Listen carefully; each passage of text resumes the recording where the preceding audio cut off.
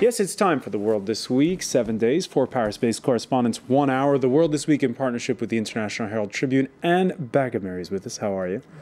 Also with us, Nathalie Noguered of French broadsheet of record Le Monde, Thierry Arnaud of France's leading 24-hour news channel, BFM TV, and Gil Mihaly, columnist at Yediot Aharonot. Always a pleasure to have you, Gil.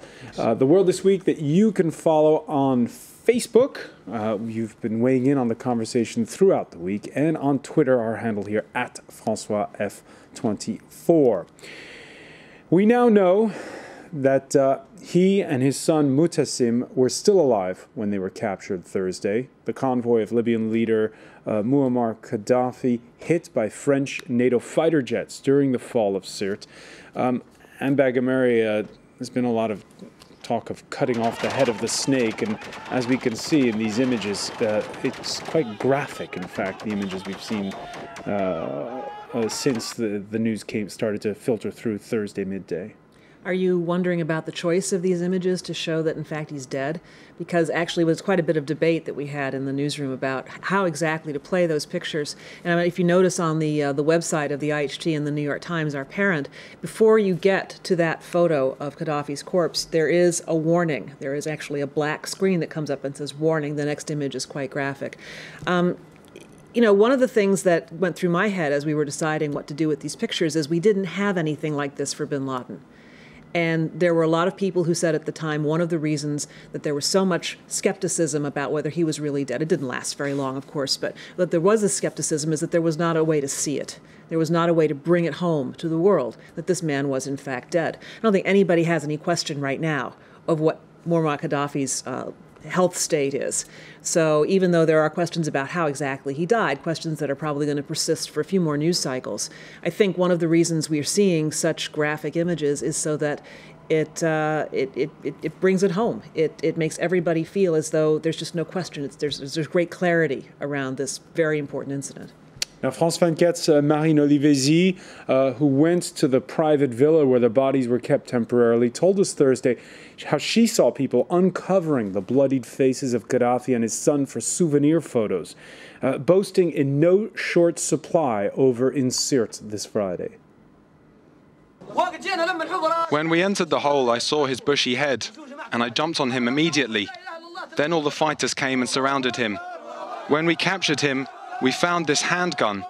It was with him, and the golden gun in a bag, which is still with our colleague in Sirte. This is his gun, and this his satellite phone. There's a front-page editorial in your newspaper about the circumstances of Muammar Gaddafi's death, where you say Libyans used to the relative chaos that was arbitrary and sometimes savage. The bloody end of the Libyan Guide after a vain escape attempt, a worrying part of that heritage, with his corpse temporarily in cold storage at a Misrata area shopping center. Libyans this Friday still trying to figure out, what it all means, in fact, and these scenes that were so graphic. Well, I mean, I think the larger question is, is this going to be the closure of the violent episode of a conflict, basically, the closure of a conflict? It has been going on for, since mid-February, if you count the early stages of the uprising, the armed uprising in Benghazi. And the question now is, will this country be able to stabilize with the number of arms that are circulating, with the different currents, tendencies within the new authorities, the regional differences, and the time schedule for political transition is pretty short. I mean, the National Transition Council had always mentioned a delay of 8 months before you hold elections. That's a pretty tight schedule to organize elections in a country with no tradition or experience of free elections, with again lots of armed guys roaming around and big regional differences. So it's an important event, obviously, but the questions are still really huge in terms of Libya and the regional developments. All right, so a lot to play for. Thierry Arnaud, we know it was French planes that took out Gaddafi's convoy. Was this Libya's moment on Thursday? Well, I think it was a defining moment, certainly. And, you know, the NTC up to that stage had a very difficult situation to deal with. But you can make the case that it is even more difficult today. Everything that they were not able to achieve very quickly, every decision that they had to postpone, they would attribute to the fact that they were not in control of the whole country, that Gaddafi was still running around, and that they would have to wait until it was, you know, captured, until they had the control of the whole country before they could really start actually running the country. Well, you know, they are in this situation today, and that's where the buck stops, so to speak. And you could make the case that the situation they have to deal with from now on is even more difficult than the one they had to deal with so far, because now they're the only ones in charge. And by the way, not everybody celebrating the death of Muammar Gaddafi. Take a listen. Unfortunately, the death of Gaddafi was confirmed. They assassinated him. Another crime against life. What else can we say? Even after Gaddafi, who we remember for being a great fighter his entire life, like a revolutionary, and now a martyr. That story is just beginning in Libya. It's just beginning because there is a people there. There's dignity there. The Yankee Empire can't dominate that world. All right, the Venezuelan president, Gil Mahaly, one of his first times he's spoken, is recovering from cancer treatment. You sense a bit of a disconnect with the mood around the world and that statement there. Chavez? Well, he's playing his partition. This is his kind of role in the international scene. But I think that the sequence ending like that, and the announcement of NATO that with the death of Gaddafi comes the end of the military intervention, is in a way a problem, because the United Nations Security Council in March was based on an ambiguity. Everyone knew that they are going for a regime change and for Gaddafi, but they had to say that they are protecting the civilian population.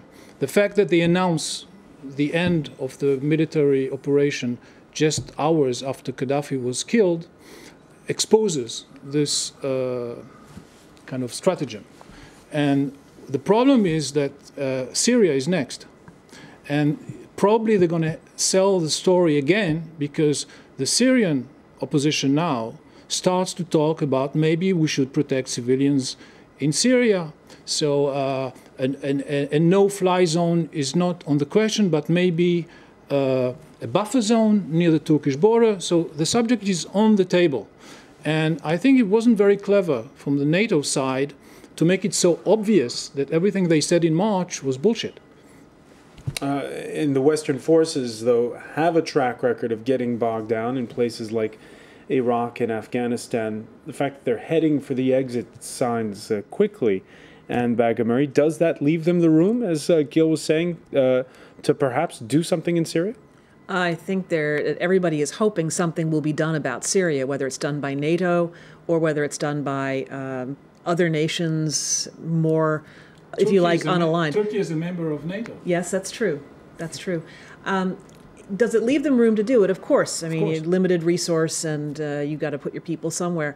The question really is, who is going to take the lead on any initiative regarding Syria? I mean, President Obama was very happy to let NATO take the lead in Libya, and in fact was quite roundly criticized for, quote, leading from behind, in the words of one of his own advisors, who didn't speak on the record, but nevertheless put that characterization out there. And now he's even getting praise from the Republicans. Absolutely. John McCain, who was his opponent in the 2008 presidentials, even he came up today and said, this just proves that the strategy worked. This is to the credit of the administration. I was skeptical, but I've been proven wrong.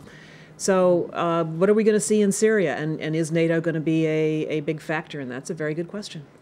I mean, I don't see a Syria military. I don't see a military intervention in Syria. I don't think anybody is seriously considering it. I don't think the Syrian opposition is precisely asking for that. They are indeed asking for some kind of protection, but they're not saying, come in here with your aircraft and your bombing, and they don't want that. There's a very, very stark fear of a civil war scenario that would have huge repercussions in the region.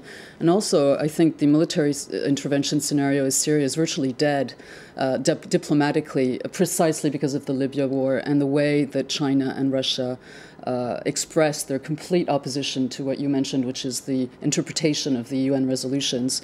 And we have very, very stark language coming out of Russia and China still on anything to do with Syria. I mean, the UN Security Council has been paralyzed for months on Syria. It's a traumatic thing for the Syrian opposition.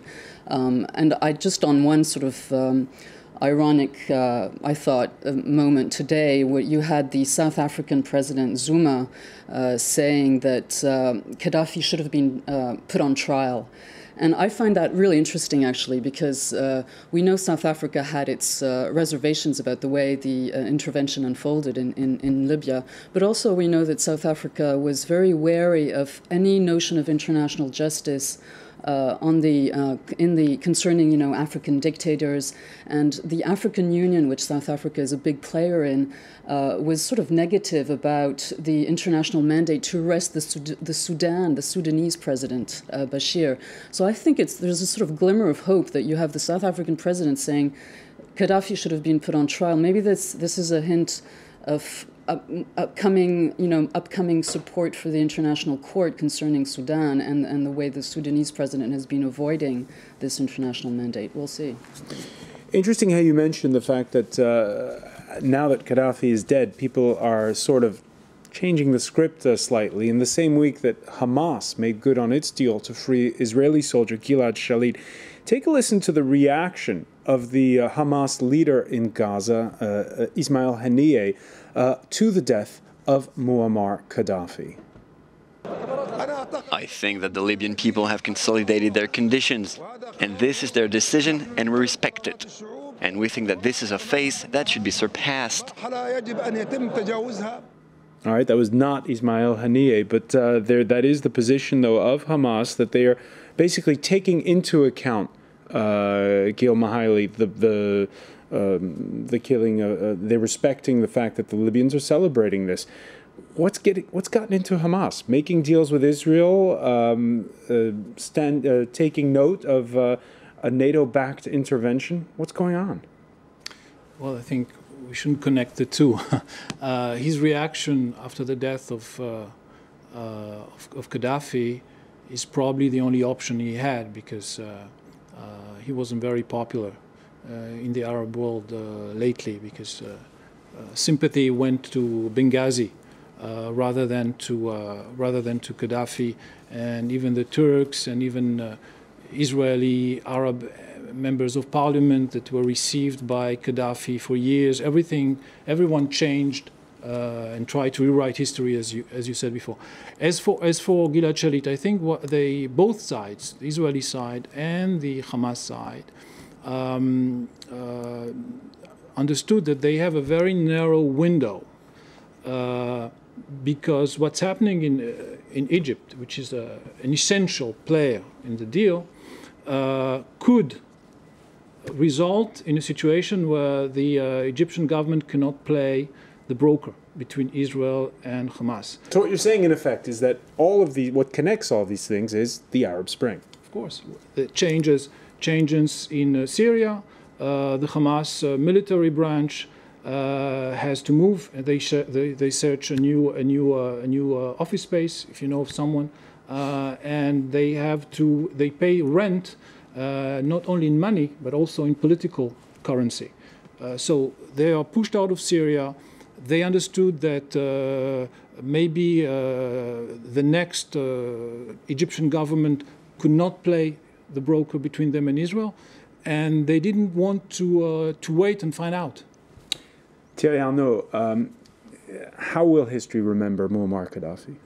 It's a very difficult question. He's been around for 42 years, and he will obviously be remembered as a brutal dictator. But I guess at this point, the most interesting question is probably is the damage he has been making for all of these years so big that it's going to make it impossible for those who come after him to, I was going to say rebuild the country, but it's probably built a country from the ground up, because let's remember that, you may ask the question, if Libya is really a country as such. There are so many, tribes, there are different provinces there, and although it's a very complex and different situation, but Afghanistan, for example, shows how difficult it is to build a country. Iraq does as well, the three parts, trying to bring them together and working very hard for month and month